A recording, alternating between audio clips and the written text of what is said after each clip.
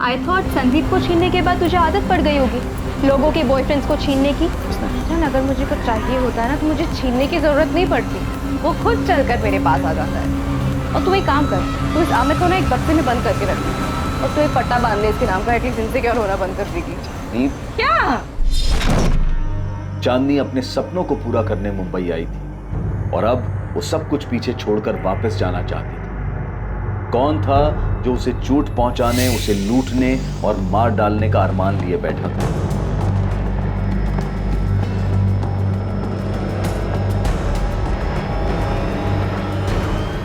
राठी साहब, आपका बेटा विवेक अपना दूसरा नंबर भी बंद करके बैठा है। एक बात बताइए, अगर उसने कुछ किया नहीं है तो हमारे सामने क्यों नहीं आ रहा है? डर क्यों रहा है वो इतना? आखिरी बार जब उससे बात हुई थी तो मैंने उसे समझाया था, ये जो कुछ भी है पुलिस के सामने सरेंडर कर दे।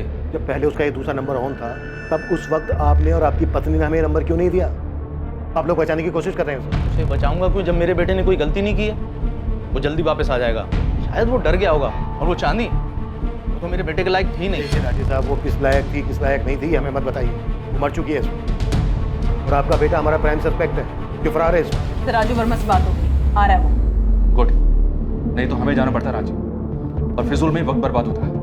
बात एक काम करो, तुम इस दिव्या और कंचन से इंक्वायरी करती रहो, मैं संदीप और आमिर को देख लूंगा। Sure sir.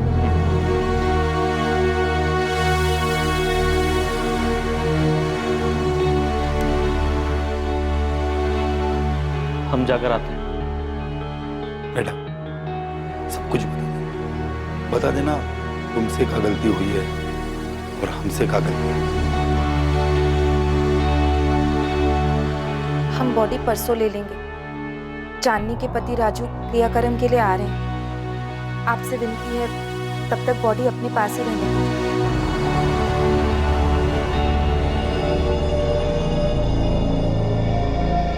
भारती, एक बात है जो मैंने तुम्हें नहीं बताई। कौन सी बात?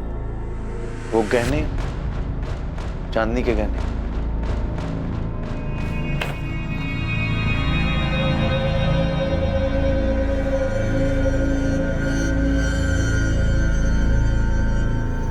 देखो भारती, गलत नहीं समझना। पता है हमको कि ये बात हमको पहले बता देना चाहिए, लेकिन दिमाग से निकल गया हमारे। और भी गहने हैं चांदनी के जो हमको दिए थे। अरे ऐसे क्या देख रही हो? सच कह रहे हैं हम, यकीन करो हमारा। अरे ध्यान में नहीं था, नहीं तो तुमसे छुपाते हम ये बात। इससे पहले कि चांदनी से जुड़े लोग चांदनी के बारे में अपना अपना बयान दे पाते और ये बता पाते कि उसकी मौत का कारण क्या हो सकता है, चांदनी के मर्डर के प्राइम सस्पेक्ट विवेक राठी ने पुलिस के सामने खुद को सरेंडर कर दिया। मैं चांदनी को 2015 से जानती थी, जब से वो मुंबई आई। मुझे दिव्या ने ही चांदनी से मिलवाया था। क्या विवेक ने चांदनी को मार डाला होगा कि चांदनी उसे छोड़कर रांची जाना चाहती थी वापस? मुझे नहीं पता, मुझे बस इतना पता है कि चांदनी और विवेक एक दूसरे से प्यार करते थे। चांदनी ने कहा था वो विवेक से शादी करेगी और सडनली उसने जाने का क्यों डिसाइड किया मैं नहीं जानती। शायद उसे कुछ परेशान कर रहा था, उसका मन नहीं लग रहा था मुंबई में, या फिर।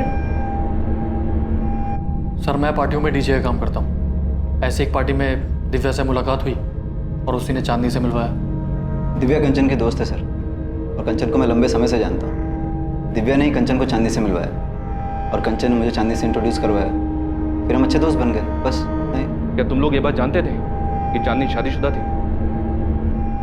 क्योंकि दिव्या का कहना है कि उसने विवेक को कहा था कि वो उससे शादी करेगी।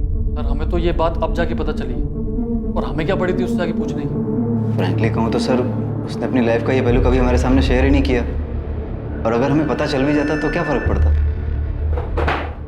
वैसे तो विवेक राठी हमारा सस्पेक्ट है क्योंकि वो चांदनी का बॉयफ्रेंड था, पर अभी हमारे पास इस बात के पुख्ता सबूत नहीं है। 21 जुलाई की रात को विवेक ही रेड कैप और ब्लैक जैकेट में गया था। अभी तुम दोनों मुझे बताओ, तुम दोनों का चांदनी के साथ रिश्ता क्या, दोस्ती क्या नाम? सर, मैंने चांदनी को नहीं मारा। तो फिर चाकू अपने साथ लेके जाने की क्या जरूरत थी? और कैप तो तूने इसलिए पहनी थी ताकि तू अपना चेहरा छुपा सके, कोई देख ना सके तुझे। मैं खुद चांदनी के मर्डर से दुखी हूँ। मैं गया था उस रात को उससे क्योंकि वो मेरी फोन इग्नोर कर रही थी। तुझे क्या लगता है हम तेरे झूठ पे यकीन कर लेंगे? मैं कह तो रहा हूँ, मैं उसके घर पे गया था उस रात को, मैंने उसे नहीं मारा। लगभग 1 महीने से ऊपर हो गया था सर, वो मुझसे बात नहीं कर रही थी। एक दिन अचानक से कहने लगी कि मैं घर चली जाऊँ। ब्रेकअप? क्या बकवास कर रही हो? तुम्हें पता भी है तुम क्या बोल रही हो? बस विवेक, अब मुझे वापस जाना है। कहाँ जाना है? रांची। चांदनी, देखो बहुत मुश्किलों से मैंने अपने पेरेंट्स को मनाया। तुम्हें भी पता है कि वो इस रिश्ते के कितने खिलाफ हैं। अरे आज जब सब कुछ ठीक है, मुझे छोड़ के जाना चाहती है।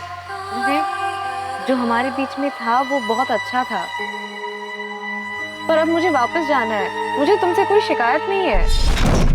सर, अचानक से मुंबई छोड़ के उसने घर जाने का फैसला ले लिया और अचानक से मुझसे बात करना भी बंद कर दिया।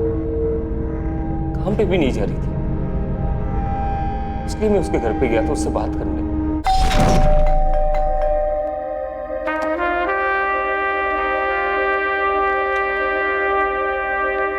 तुम्हारा फोन ऑफ क्यों है? विवेक, मैं इस बात पर और बहस नहीं करना चाहती।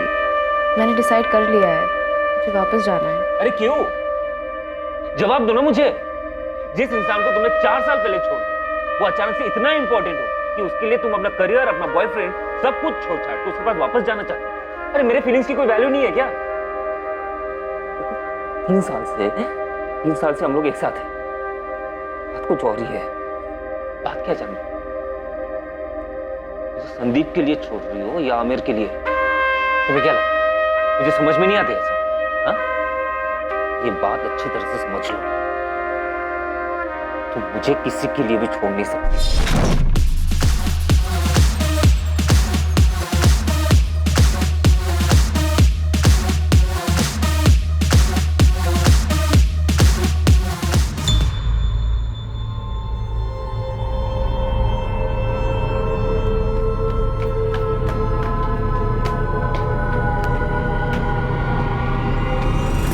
चांदनी, हे, व्हाट अ सरप्राइज। मैं घुमा फिरा के बात नहीं करूंगी, सीधा पॉइंट पे आती हूँ। तेरा विवेक से मन भर गया है क्या? अब तेरी नजर संदीप पे है? लेकिन ऐसा कुछ है तो मुझे साफ साफ बता दे। मैं तेरी दोस्त हूँ, मैंने तुझे कभी धोखा नहीं दिया, and I think I expect the same from you. अच्छा, तो ये बात है, इसलिए तुमने और संदीप ने मुझे अवॉइड करना शुरू कर दिया? ये मेरे सवाल का जवाब नहीं है। क्या मैंने तुमसे कभी पूछा है कि तुम्हारे और विवेक के बीच में कुछ चल रहा है? कभी सवाल किया है मैंने? मैं लोगों को धोखा नहीं देती, सो प्लीज कुछ है तो बता दो।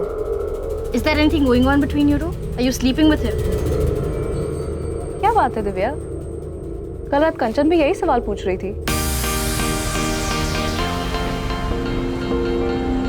मुझे पता है इसकी बात।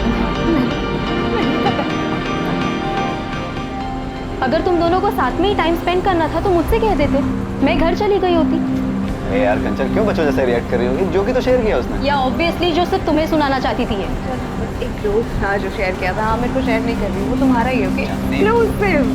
क्या यार आमिर, नहीं, एक मिनट, बोल ना, बोल चांदनी। मुझे क्या लगता है हाँ मैं तो तुझसे छीन लूंगी। आई थॉट संदीप को छीनने के बाद तुझे आदत पड़ गई होगी लोगों के बॉयफ्रेंड्स को छीनने की। जान, अगर मुझे कुछ चाहिए होता है ना तो मुझे छीनने की जरूरत नहीं पड़ती, वो खुद चलकर मेरे पास आ जाता है। और तू एक काम कर, तू इस आमिर को ना एक बक्से में बंद करके रख और तू एक पट्टा बांध ले इसके नाम का, एटलीस्ट इनसिक्योर होना बंद कर देगी। क्या तुम अच्छी तरह से जानती हो दिव्या, जो मुझे चाहिए वो मैं हासिल कर लेती हूँ। चांदनी प्लीज, ये बकवास तू मेरे सामने तो मत कर। तूने जो जगह हासिल किया है ना, उसकी वजह मैं हूँ। तुझे बहन जी से बेब मैंने बनाया। अगर मेरी नजर तुझ पे पड़ी नहीं होती ना तो तू आज भी वो वर्कर्स के लिए यूनिफॉर्म डिजाइन कर रही होती गारमेंट फैक्ट्री में। Get it? एक मामूली कंपनी के मामूली सैलरी में तेरी जिंदगी यही रह जाती, एक स्मॉल टाउन गर्ल की। सर। हाँ चांदनी, कुछ ज्यादा स्टाइलिश नहीं लगा चांदनी? हाँ सर, एकदम अलग है। बढ़िया है ना ये यूनिफॉर्म? बढ़िया और अलग तो है, लेकिन हमारे क्लाइंट 5 स्टार होटल नहीं 3 स्टार होटल है। हमें उनकी हैसियत और उनके बजट का भी ध्यान रखना पड़ता है। तुम एक काम करो, एक दूसरा थोड़ा लोअर स्टाइल डिजाइन तैयार करो। ये डिजाइन उनको पसंद तो आएगा, लेकिन मुझे डर है कि उनके बजट में नहीं आएगा। कुछ ज्यादा ही स्टाइलिश हो गई ना। वैसे मैं दूसरा डिजाइन बनवा रहा हूँ, इससे थोड़ा लोअर कॉस्ट में। हाँ बनवा लीजिए मंजीत जी, लेकिन मैं ये भी रख रही हूँ, क्या पता किसी और क्लाइंट को अच्छा लगे। वैसे आपके लिए डिजाइन्स बना कौन रहा है? क्या दिव्या जी, आप भी मुझसे ही मेरे बिजनेस के सीक्रेट पूछ रही हैं? मैं तो बस ऐसे ही पूछ रही हूँ। जो भी डिजाइनर है बहुत टैलेंटेड है। तुमने कहीं से डिजाइनिंग का कोर्स किया है? नहीं मैम, खुद से सीखा है, वो इंटरनेट पे देख के। दिव्या, दिव्या बुलाओ मुझे, मैडम नहीं।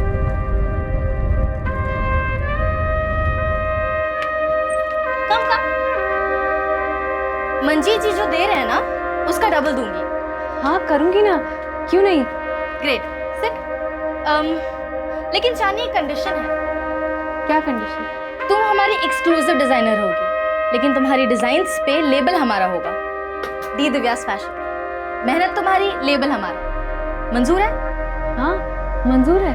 Amazing, welcome on board.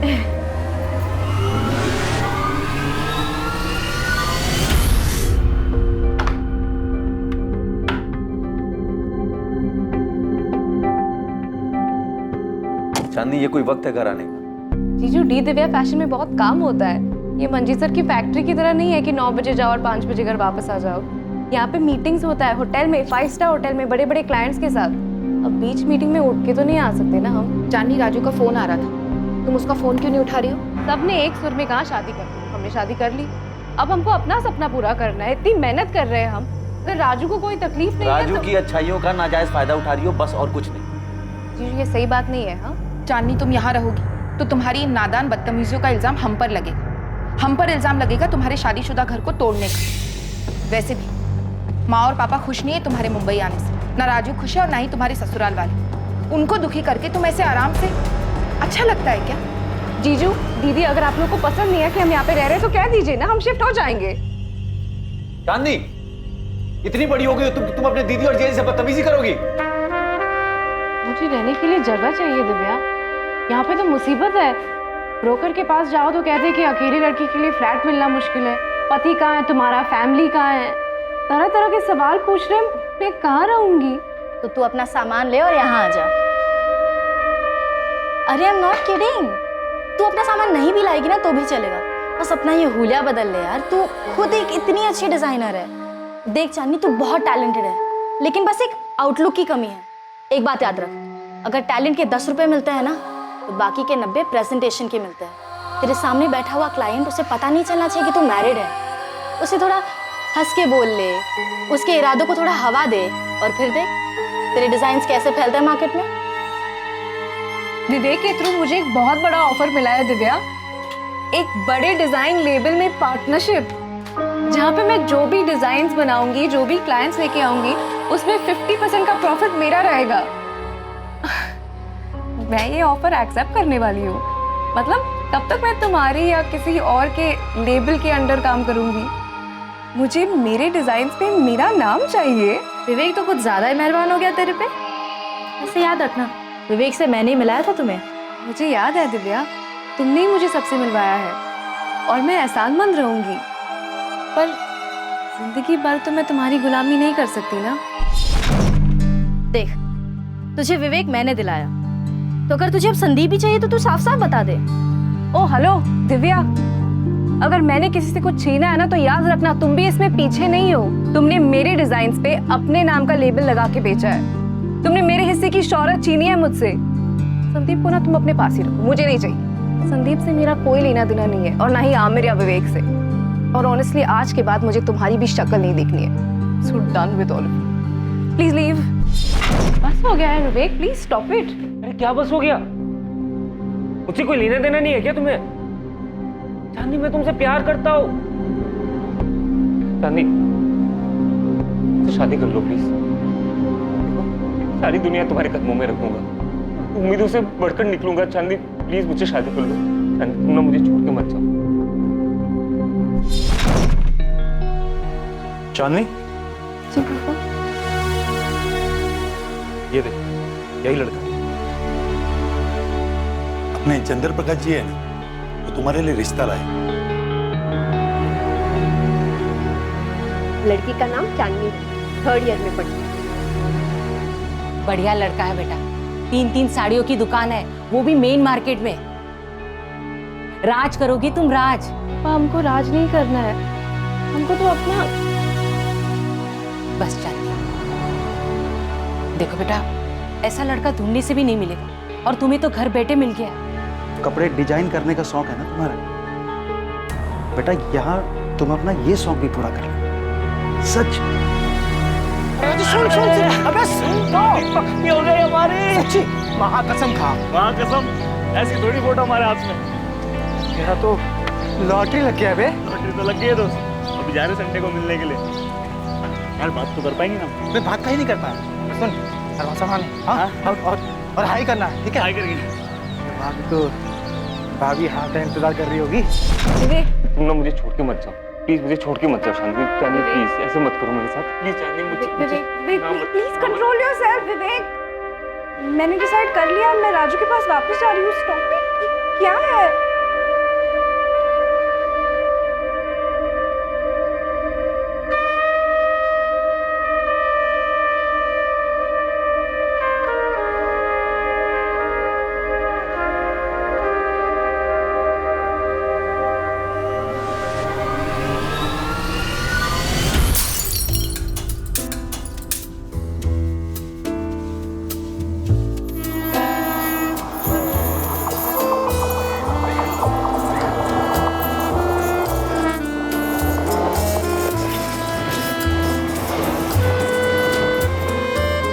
चांदनी से बात करके वहां से गुस्से में निकल गया बस।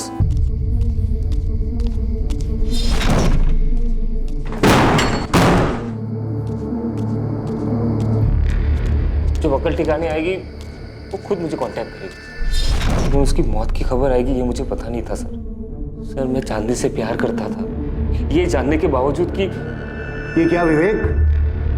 सर मेरे पीठ पीछे चांदी का संदीप और आमिर के साथ भी अफेयर चल रहा था।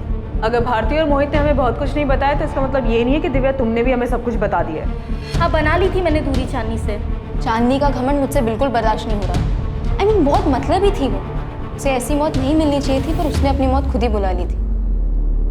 नहीं, हमारा ये मतलब नहीं था। हम तो बस नहीं बोलो, निकालो जहर। यही तो हम ढूंढ रहे हैं, ये जहर कहाँ भरा है और किस में भरा है। हाँ था हमारा फ्लिंग, मैं इनकार नहीं करूँगा। अच्छा, तो ये फ्लिंग अभी याद आया? हाँ, अभी तक तो कह रहे थे कि दोस्त थी, दिव्या की दोस्त थी। सर जो कुछ भी हुआ मेरी और उसकी मर्जी से हुआ है। मेरा तो चांदी के साथ कुछ था ही नहीं सर। अफेयर तो विवेक और संदीप का था।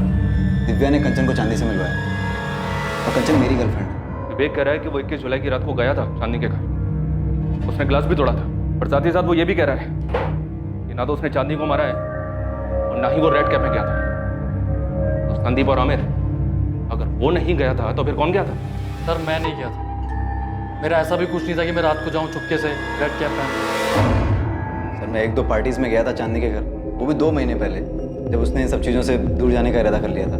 देखिए, मैं ना जानती हूँ ना जानना चाहती हूँ कि विवेक चांदनी से कितना प्यार करता है। चांदनी वापस जाना चाहती थी, विवेक इस बात से गुस्सा था, तो शायद विवेक ने गुस्से में आकर चांदनी का मर्डर कर दिया होगा। लेकिन एक बात बताओ तो मैं विवेक को एक अरसे से जानती हूँ, मुझे नहीं लगता कि वो ऐसे चांदनी का मर्डर कर सकता है। मैडम, आपको ना चांदनी के जीजा जी से बात करनी चाहिए। चांदनी ने अपनी सारी ज्वेलरी अपने जीजा जी को दी थी, लेकिन ये बात उन्होंने किसी को नहीं बताई।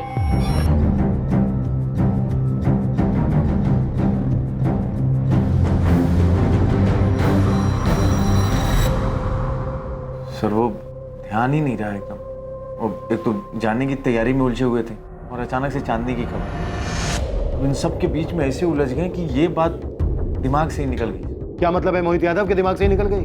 अगर बाई चांस चांदनी ने दिव्या को अपने वापस जाने की ज्वेलरी तुम्हें देने की बात नहीं बताई होती, तुम तो सारा माल दबा के बैठ गए। नहीं सर। क्या नहीं? कितनी बार तुमसे पूछा ज्ञानों के बारे में, पैसों के बारे में, पर हर बार तुमने यही कहा कि तुम्हें तो कुछ पता ही नहीं है। चांदनी ने तुम्हें कुछ नहीं बताया और अब सारी की सारी ज्वेलरी तुम्हारे पास से निकली। मैं ये बात नहीं जानती थी। चांदनी ने मुझे वापस जाने की बात कही थी, लेकिन गहनों के बारे में कुछ नहीं कहा था। उसने कब इन्हें गहने दिए, मुझे इस बारे में कुछ नहीं पता। चांदनी को लगा होगा कि ये गहने सब सुरक्षित पहुंचा देंगे। भारती को बताना जरूरी नहीं समझा होगा। दिव्या, चांदनी ने तुम्हें कॉल करके बताया था क्या कि उसने अपनी सारी ज्वेलरी अपने जीजा मोहित को दी है? उसने मुझे फोन नहीं किया था, मैंने उसे फोन किया था। मैं तो बस जानना चाहती थी कि कहीं उसकी मुंबई छोड़ के जाने की वजह चांदनी और मेरे बीच संदीप को लेकर जो झगड़ा हुआ था, कहीं वो तो नहीं है। लेकिन फिर उससे बात करके पता चला कि वजह तो कुछ और ही है। नहीं दिव्या, ऐसी कोई बात नहीं है। पर अब जब तुमने कॉल किया है तो मैं तुम्हें बता दूं। हाँ, सोई हूँ मैं संदीप के साथ। मैं जानती हूँ चांदनी, तुझे मुझे कुछ बताने की जरूरत नहीं है, लेकिन मैं बस इतना जानना चाहती हूँ कि कहीं यही तो वजह नहीं है कि तू मुंबई से। क्या? मुंबई से क्या? मैं भाग नहीं रही हूँ दिव्या, मुझे बस खुश रहना है। सब कुछ छोड़ के मैं यहाँ मुंबई आई थी, अब मुझे बस वापस जाना है। दीदी और जीजा जी भी अगले हफ्ते रांची जा रहे हैं। मैं उन्हीं के साथ अपने सारे गहने भेज दूंगी और उसके कुछ दिनों बाद मैं भी चली जाऊंगी। मैंने उससे कुछ नहीं पूछा, वो तो अपनी ही धुन में थी और बात में उसने बता दिया। सच कहूँ तो मैं ये बात भूल भी गई थी, लेकिन जब इंस्पेक्टर ने मुझे ज्वेलरी के बारे में पूछा ना, तब मुझे याद आया कि हाँ, चांदी ने ऐसा कुछ कहा तो था। मेरी तरफ क्या देख रही? मैंने क्या किया? मैंने चांदनी को नहीं मारा। आप भी बैठिए यहाँ। क्यों? किस लिए? बैठिए, साहब आएंगे तो बात करेंगे। चांदनी के पड़ोसी ललित ने किसी शख्स को रेड कैप और जैकेट के साथ देखा था। क्या वो संदिग्ध शख्स इन चारों में से कोई एक?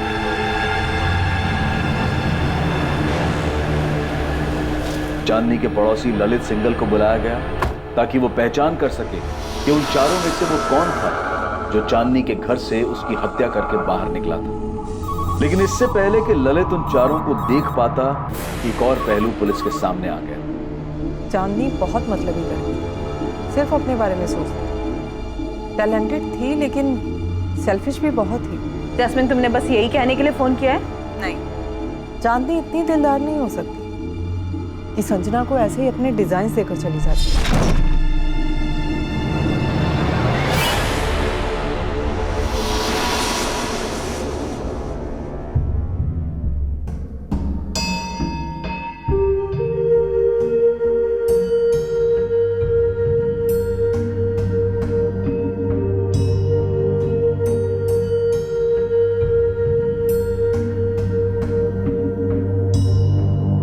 मैं तो बस देख रही थी। जैस्मिन, चांदनी ने खुद दिए डिजाइन्स मुझे। तुम्हें मेरी बात पर भरोसा नहीं है क्या? कम ऑन संजना, क्यों भरोसा नहीं करूंगी तुम्हारी बात पे? मैं तो बस डिजाइन्स देख रही थी। I trust you. मुझे भरोसा नहीं है चांदनी पर। इतनी दिलदार तो वो हो ही नहीं सकती। तो तुम ये कहना चाहती हो कि चांदनी को संजना ने उसके डिजाइन्स के लिए मार डाला? मैं आपको सिर्फ ये बताना चाहती हूँ कि चांदनी उन लोगों में से नहीं थी जो अपने डिजाइन्स इतना इजीली किसी को दे देती।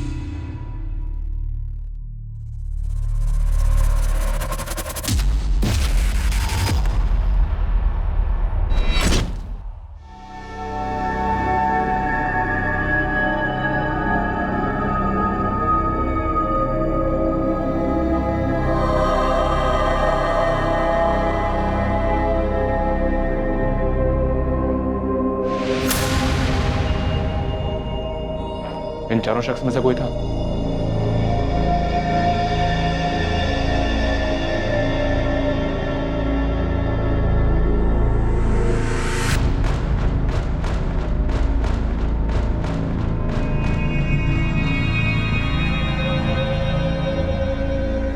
ठीक से पहचान नहीं पा रहा हूँ। उसने जैकेट का कॉलर ऊपर किया हुआ था, कैप पहनी हुई थी। हाइट बॉडी देख के भी कुछ पता नहीं चल रहा है कौन हो सकता है। वो जो तीनों एक साथ बैठे हैं, उनको तो मैंने चांदनी के घर पे आते जाते देखा, लेकिन उनमें से कौन हो सकता है ये कहना मुश्किल है। और वो चौथा? उसको तो मुझे याद नहीं आता कि कभी ऐसे देखा हो। ये जैकेट और कैप पहनो तुम चारों। क्या है सर? सर, मैं आपको पहले भी कह चुका हूँ, मैं गया था चांदनी से मिलने उस रात, लेकिन इसका मतलब ये तो नहीं कि मैं अपना मुंह छुपा के जाऊंगा ना।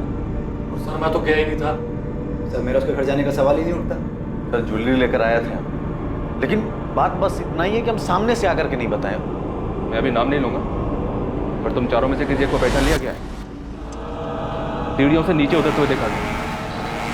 हम सिर्फ तसल्ली करना चाहते हैं, वरना शक की बिना पर तुम चारों को अरेस्ट किया जा सकता है, या सिर्फ उसको जो असल में कातिल है। ये जैकेट और कैप पहनो, हम अभी देखना चाहते हैं कि हमने जिसे पहचाना है वो वही है या नहीं।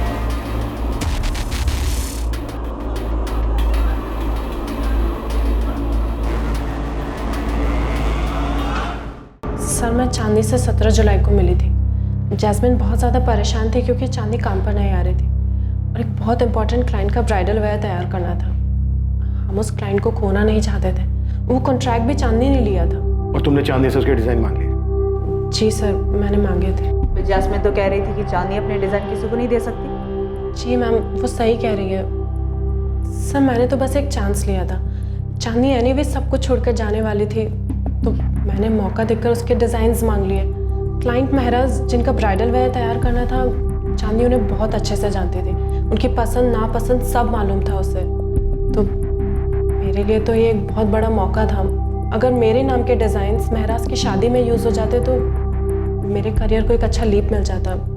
बस इसीलिए मैंने उसके डिज़ाइंस मांगे थे। लेकिन ये बात तुमने जैस्मिन को नहीं बताई कि वो डिज़ाइन तुमने चांदनी से लिए? वो तो जैस्मिन ने जब देखे तो वो खुद समझ गई थी कि वो तुम्हारे ओरिजिनल डिज़ाइन नहीं है। जी सर, ये सच है। तो तुमने चांदनी के डिज़ाइन चुराए? नहीं सर, ऐसा बिल्कुल भी नहीं है। चांदनी ने खुद मुझे अपने डिज़ाइंस दिए थे। ले लो।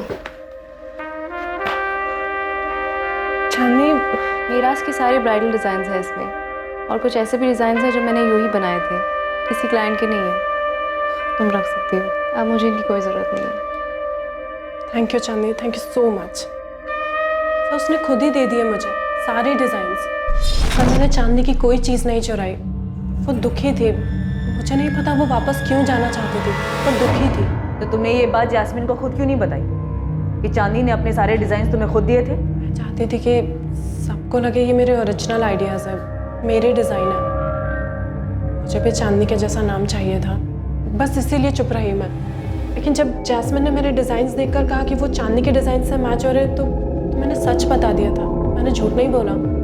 और अगर मैंने झूठ बोला होता तो मैं चांदनी का फोल्डर अपने वर्क स्टेशन पर क्यों रखती? एटलीस्ट उसका कवर तो चेंज कर देती। मैम, सर, मैंने चांदनी की कोई चीज़ नहीं चुराई और ना ही किसी को भेजा है चोरी करने के लिए। सारी पॉसिबिलिटीज ट्राई कर ली हैं सर। ये ललित श्योर नहीं कि इसने किसको देखा है। इसे सभी एक जैसे ही लग रहे हैं। कोई भी हो सकता है सर, चारों में से। लेकिन ललित जी, कोई एक ही था। हाँ, एक तो था, लेकिन पहचान में नहीं आ रहा, तो ऐसे कैसे किसी का नाम ले लूँ? कॉल रिकॉर्ड से कुछ सामने आया स्वाति? सर विवेक राठी के अलावा और किसी का फोन लोकेशन कांदीवली ईस्ट नहीं दिखा रहा है जहाँ चांदनी रहती थी। और विवेक राठी का कहना है कि उसने ना तो जैकेट पहनी थी और ना ही कैप। सर रेड कैप और जैकेट पहचान छुपाने के लिए पहना गया था। और अगर वो विवेक राठी होता तो अपने साथ अपना मोबाइल फोन लेकर क्यों आता? बाकी बचे तीन, संदीप पाराशर, आमिर सैयद और चांदनी का जीजा मोहित यादव। इन तीनों में से कोई है? सर ये मोहित यादव मुझे ठीक नहीं लग रहा। उसकी बीवी ने भी सामने ऐसा कर कुछ नहीं कहा। जब हमने इन दोनों को खोदा तब कहीं जाकर दोनों ने पकना शुरू किया। तो हम इन लोगों के इर्द गिर्द घूम रहे हैं। संजना ने कहा था कि चांदनी दुखी थी, वो वापस रांची अपने पति के पास जाना चाहती थी। लेकिन विवेक नहीं चाहता था कि चांदनी यहाँ से जाए। तो कहीं ऐसा तो नहीं कि हम यहाँ ढूंढ रहे हैं और ये सारा किया धरा उस राजू वर्मा का हो?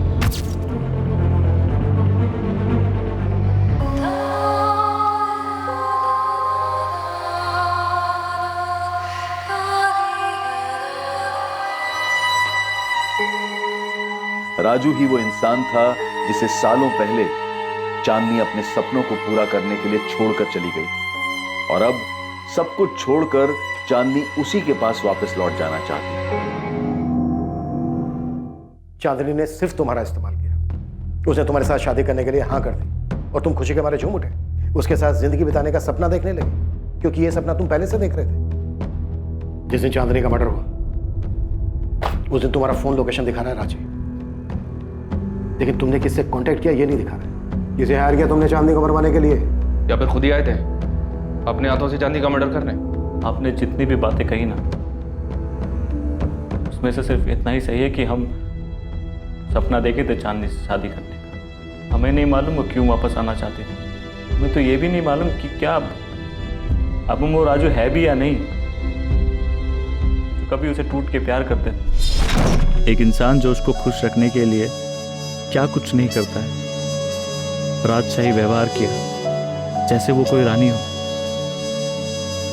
हमारा सपना पूरा हो गया था, हम अपने ही धुन में खोए रहते थे। उस खुमारी में हमने उससे कभी ये तक नहीं पूछा क्या वो हमसे शादी करना भी चाहती थी। फैशन डिजाइनिंग करना है तो कर लो, इसमें इतना सोच का भी है। हमको मुंबई जाना है, तुम चलोगे? हम वहाँ जाके करेंगे क्या? काम ढूंढ लेना ना। हमको फैशन डिजाइनिंग करना है, इंटरनेट पे ना हमने काफ़ी कुछ सीख लिया है, बस थोड़ा सा और ट्रेनिंग मिल जाएगा ना तो हमारे हुनर को 4 चांद लग जाएगा। अगर तुमको मुंबई नहीं आना है तो क्या हम अकेले जा सकते हैं? अकेले? हाँ, वो दीदी और जीजू है ना मुंबई में, हम उनके साथ रह लेंगे। कुछ दिन के लिए ट्राई कर सकते हैं ना? प्लीज राजू। क्या बोल रही हो तुम? हम यहाँ, तुम वहाँ, फिर शादी करने का काम है। राजू, ये हमारा सपना है। मम्मी पापा तो कभी राजी नहीं हुए हमें भेजने के लिए, सीधा कह दिए कि शादी कर लो। अब अगर तुम भी मना कर दोगे तो हमारा दिल टूट जाएगा। राजू, हम तुम्हारी पत्नी है, अगर तुम हाँ कहोगे ना तो कोई और मना ही नहीं कर पाएगा। ये वहाँ मुंबई में, तुम यहाँ, अरे समाज क्या कहेगा? हम बात करते हैं समधी जी और समधन जी से। सपना ही पूरा करना था तो शादी काहे करवाई अपनी बिटिया की? माँ, हम चाहते हैं, और अगर ये लाइफ में कुछ करना चाहती तो इसमें दिक्कत क्या है? ये हम क्या सुन रहे हैं चांदनी? पापा, आपने कहा था शादी कर लो फिर तुम्हारी पति की मर्जी। अब राजू मान गया है, वो तैयार हो गया है, अब आपको क्या दिक्कत है? तुम इतना मौका परस्त कैसे हो सकती है? वो तुमसे इतना प्यार करते हैं और तुम उनकी अच्छाइयों का इतना फायदा उठा रही हो। हम राजू का फायदा उठा रहे हैं, हम। और नहीं तो क्या, उनका यहाँ जमा जमाया कारोबार है और तुम उन्हें घसीट कर यहाँ से मुंबई ले जाना चाहती हो? पापा, हमारा सपना है जो आपको और मम्मी को तो दिखाई नहीं पड़ता, अब राजू को दिखाई पड़ता है, उसको हम पर पूरा विश्वास है। हम तो मुंबई जा रहे हैं बस। आ जाओ चांदनी, ये वाली सीट। तुम बैठो, मैं सामान रखता हूँ। ये हम कुछ तुम्हारे लिए लाए थे, संभाल के रखना, लापरवाही में इधर उधर मत कर देना। चांदनी, मिस करेंगे हम तुमको। हम भी तुमको मिस करेंगे। 6 महीने हो गए चांदनी, तुम आई नहीं। राजू, इतना काम होता है हम बता नहीं सकते। हमें क्या पता था कि हमें इतनी जल्दी काम मिल जाएगा और इतनी तेजी से आगे बढ़ जाएंगे। बहुत याद आती है तुम्हारी। हमको भी। चलो हम फोन रखते हैं, हाँ देर हो रही है। चांदनी सुनो। राजू, एक बहुत इंपॉर्टेंट प्रेजेंटेशन था इसलिए फोन नहीं उठा पाए, हम बाद में बात करें क्या? चांदनी, तुमने 1 महीने से फोन नहीं उठाया हमारा। राजू, तुम्हें पता नहीं है कि हम कितना बिजी रहते हैं, तुम सोच भी नहीं सकते। पता है हमारे प्रेजेंटेशन ना 5 स्टार होटल में होते हैं, बड़े बड़े क्लाइंट्स हैं। तुम यहाँ कब आ रही हो रांची? चांदनी, तुम्हें देखने का मन करता है। राजू, तुम मुंबई आ जाओ ना, यहाँ पे बहुत काम है, हम यहाँ पे अपनी दुनिया बसा लेंगे ना। हमारा तो सपना था तुमसे शादी करके यहाँ। राजू, हम तुमसे बाद में बात करें, बहुत काम है और हमें फोकस करना है, हम बाद में कॉल करते हैं। चांदनी,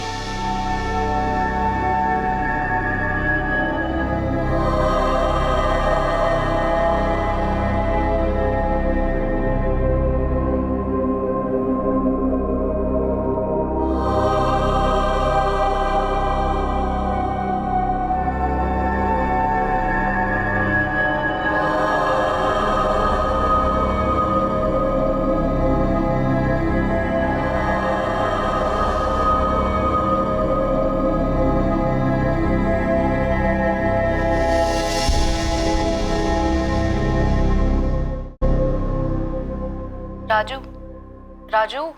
हाँ हाँ, वो बोलो ना, कुछ सोच रहे थे हम। हमने कहा हम वापस आ रहे हैं, कुछ बोले नहीं। क्या बोले चांदनी? कुछ समझ नहीं आ रहा। राजू, क्या अब तुम हमसे प्यार नहीं करते? तुम ही तो हो जिससे हमने प्यार किया है। तुम खुश तो हो ना हमारे वापस आने से? एक बात बताओ चांदनी, तुम यहाँ अपने लिए आना चाहती हो या हमारे लिए? क्या हम उसके वापस आने से खुश थे? सवाल का जवाब हमने इसीलिए नहीं दिया कि हमारे पास इस सवाल का जवाब था ही नहीं। अगर आप किसी को चाहते, किसी के सपने देखते हैं और वो सपना अचानक से आपकी हकीकत बन जाए, आप जिसको चाहते हैं वो आपको मिल जाए, उससे बात करने की हिम्मत नहीं होती, वो आपका जीवन साथी बन जाए, तब ऐसा लगता है कि सपना पूरा हो। मगर हमारे और चांदनी के बीच ऐसा कुछ था नहीं, दूरी ही थी। हमें नहीं मालूम चांदनी क्यों वापस आना चाहती, क्यों वो उससे दूर भाग रही थी। उसे पाने के लिए कभी वो हम सबको छोड़ के मुंबई आई थी।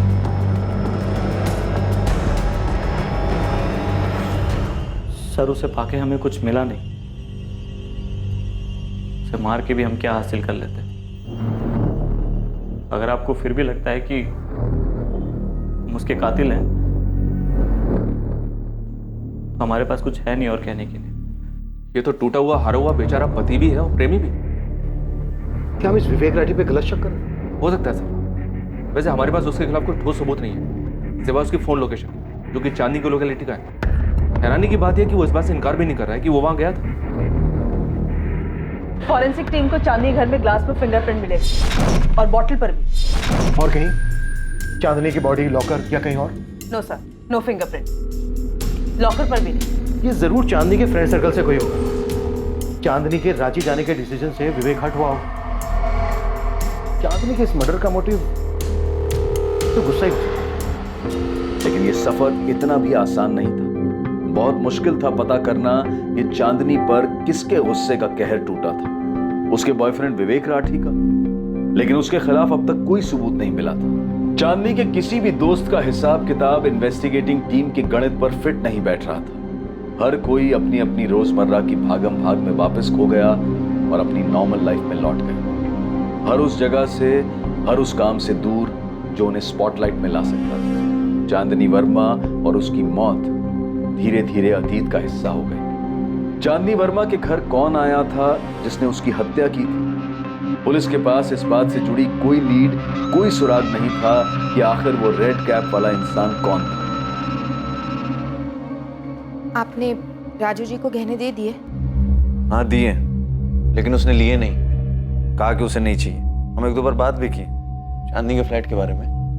उसने कहा उसे वो भी नहीं चाहिए। कह रहा था आपको चाहिए तो आप रख लीजिए। हम कहे नहीं, तुम्हारे नाम पे ही ट्रांसफर होगा। कहा कि चांदनी के जाने के बाद सब कुछ अब तुम्हारा ही है। चल चल। गहने कहाँ हैं? हमको ऐसा काहे लग रहा है कि तुम हम पे शक कर रही हो? क्या चांदनी ने आपको सचमुच फोन करके बुलाया था और गहने दिए? चांदनी ने हमको फोन किया और अपने घर बुलाया।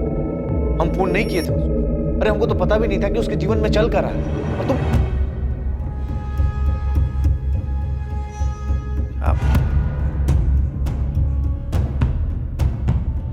चांदनी की मौत को अब 2 महीने हो चुके थे और केस ठंडा पड़ता जा रहा है। इस केस में कोई भी प्रोग्रेस दिखाई नहीं दे रही।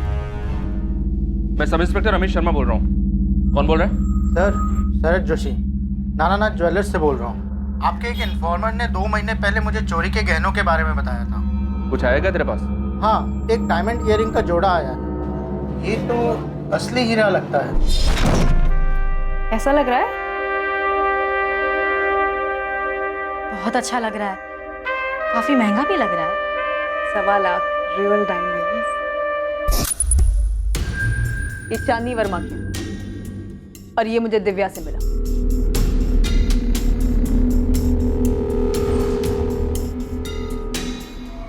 सेम ईयरिंग से। शरद जोशी स्मार्ट निकला सर। उसने उस लड़की का नाम और एड्रेस नोट कर लिया था जो लड़की सेम ईयरिंग्स बेच रही थी। उठा लो। मुझे लगता है हमें हमारा कल्प्रेट मिल गया है।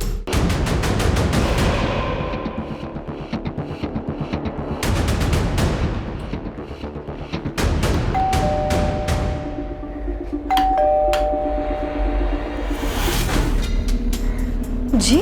रुखसाना सईद आपकी बेटी है? जी, क्या हुआ? ये आमिर सईद। कौन है ये? जी, ये मेरा बेटा है। क्या बात है? बुलाइए दोनों को बात करें। बात क्या है, बताएंगे आप?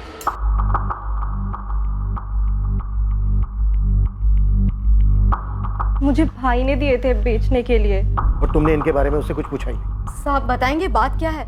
आप बच्चे से सवाल पूछे जा रहे हैं। ये इयरिंग्स उस औरत की हैं जिसका मर्डर हो चुका है और जैसे आपका बेटा आमिर बहुत अच्छे से जानता है। सब ये इनके घर से मिला, आमिर के कबर्ड से।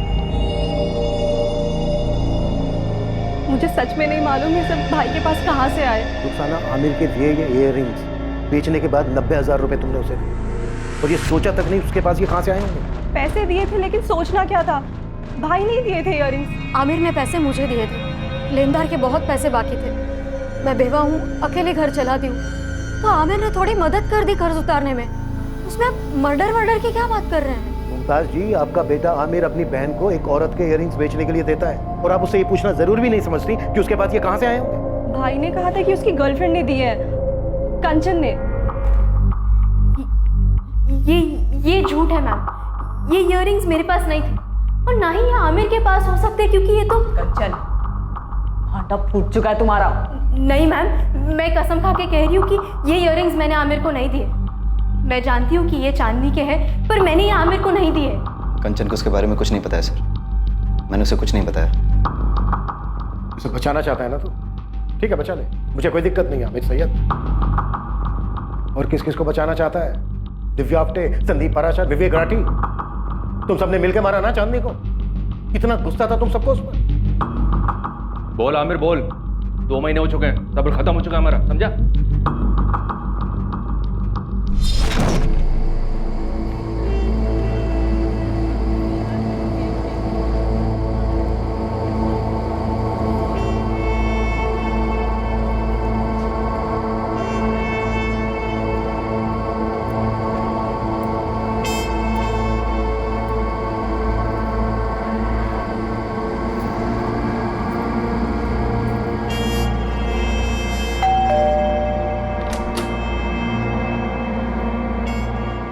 लगता है आज रात सबके सब अपने इश्यूज क्लियर करके ही मानोगे।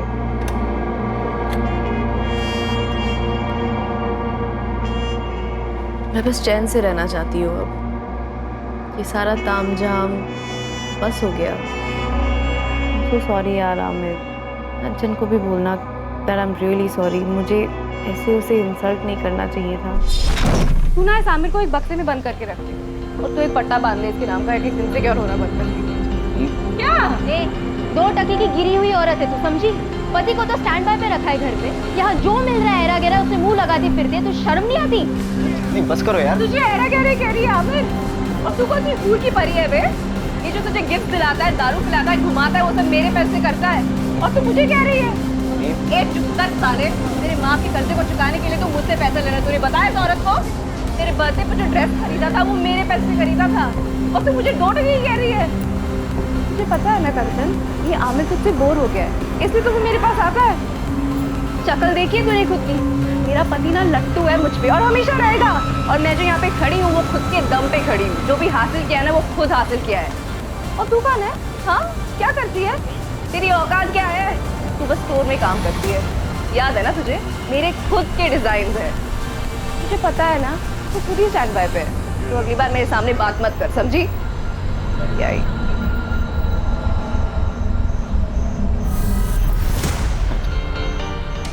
चांदनी तूने अच्छा किया। मैंने जो भी कहा ना बिल्कुल सही कहा। वो घटिया है और तू गिरा हुआ इंसान है। पैसों के पैसे चिपक गए मुझसे। क्या झूठ बोला मैंने? हाँ,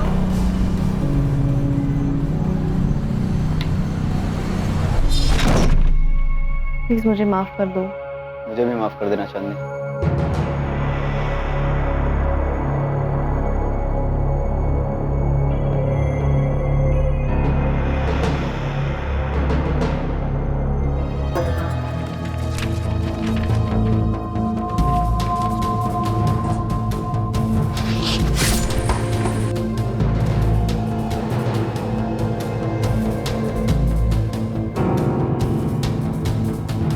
चांदनी ने जो भी ज्वेलरी पहनी थी मैंने सब निकाल लिया।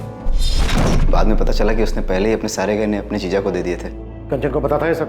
नहीं सर, उसकी तो चांदनी से उस झगड़े के बाद कभी बात नहीं हुई। मुझे लेनदारों को देने के लिए पैसे चाहिए थे। चांदनी ने मेरी बहुत मदद की, लेकिन बहुत इंसल्ट भी की।